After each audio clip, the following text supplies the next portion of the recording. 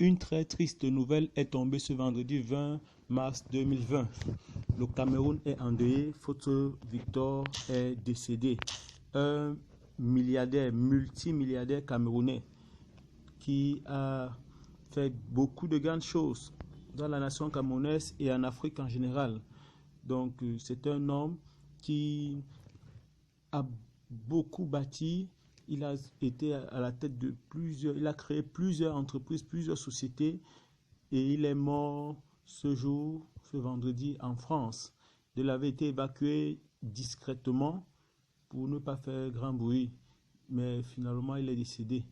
Donc il a créé des entreprises comme Safka. Oui, il a créé la Safka, la société africaine de fabrication de cahiers. C'était en 70. Il a également créé Pilcam en 74 et la compagnie internationale de services, c'est-à-dire la CIS. Là, il a créé en 83. Donc, Fosso Victor a créé beaucoup d'entreprises, pas seulement ces trois-là. Il y a par exemple la Fermancam, la Fabasem, la Fisco, la GEFA, la Pitocam, la Pilcam encore. Donc, il a plein d'entreprises. Unalor, Prolec, quand même la CBC, sa banque. Donc, il a fait. C'est un homme d'affaires qui était très prospère au Cameroun. Donc, c'était vraiment un homme merveilleux. Il faisait beaucoup de dons avec sa fondation sa fondation Fosso.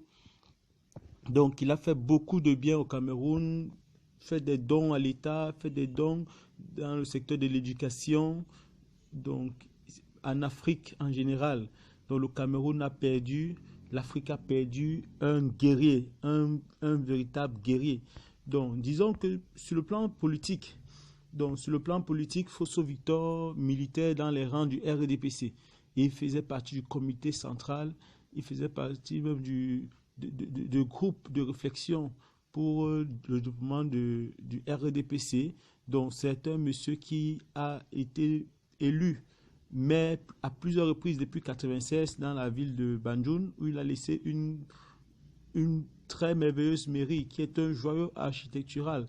Donc, et beaucoup de travaux qu'il réalise dans le cadre de la mairie sont très souvent accompagnés de son propre financement personnel, pas seulement le budget de l'État ou bien de la mairie. Donc c'est un monsieur formidable.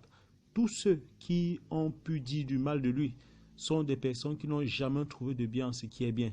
Et il a été il a intervenu plusieurs fois dans les situations où le Cameroun était en crise pour que l'État ne soit pas submergé et que la population n'en souffre pas. C'était un véritable père pour la nation. C'était une majesté. C'était une référence. Le Cameroun pleure l'un de ses dignes fils. Le Cameroun pleure l'un de ses vaillants guerriers. L'Afrique voit tomber un guerrier. C'est à l'âge de 94 ans que Fosso Victor décède en France après une évacuation sanitaire.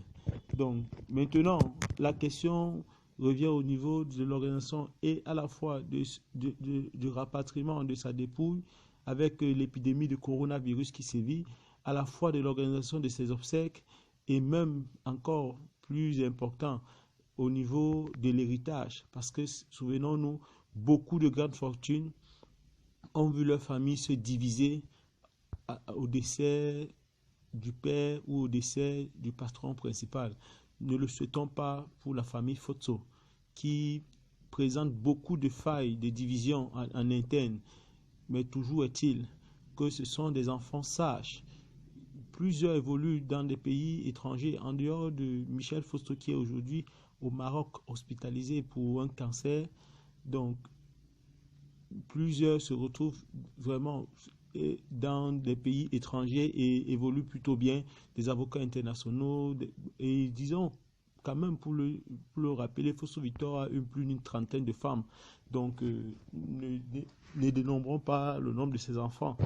Donc, vraiment, le Cameroun perd un valeureux soldat. Le Cameroun perd quelqu'un qui a toujours milité pour l'unité nationale, qui a toujours milité pour la stabilité de l'État.